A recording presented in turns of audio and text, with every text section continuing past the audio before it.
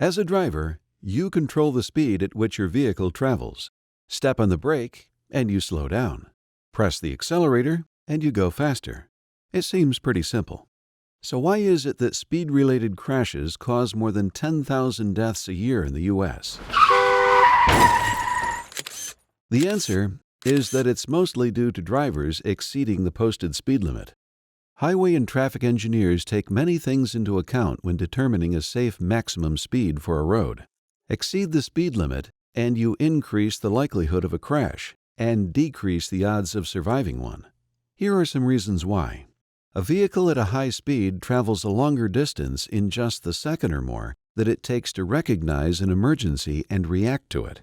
The faster your vehicle is going, the longer it takes to come to a stop after applying the brakes. High-speed crashes are deadlier because the energy involved in stopping increases as speed increases. A vehicle's structure may be compromised in a high-speed crash, and airbags and seatbelts may not be able to protect you from the severity of the crash. You can safely manage your speed by educating yourself about stopping distance, safe following distance, space cushions, and visual scanning. Stopping distance has two parts. Reaction distance, how far you travel during the time it takes you to respond to a hazard, and braking distance, how far you travel once the brakes are applied. Both reaction distance and braking distance increase with higher speed.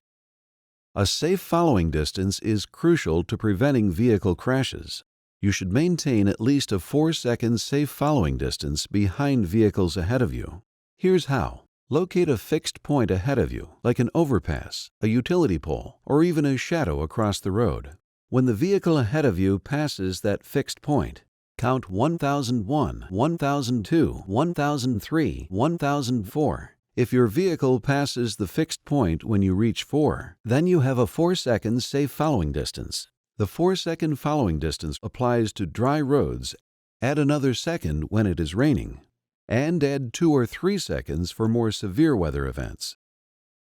A space cushion is a buffer area around your vehicle that gives you room to maneuver in case of an emergency or hazardous situation. You can maintain a space cushion by following the 4-second rule, adjusting your speed, and changing lanes if other vehicles are driving too closely to yours.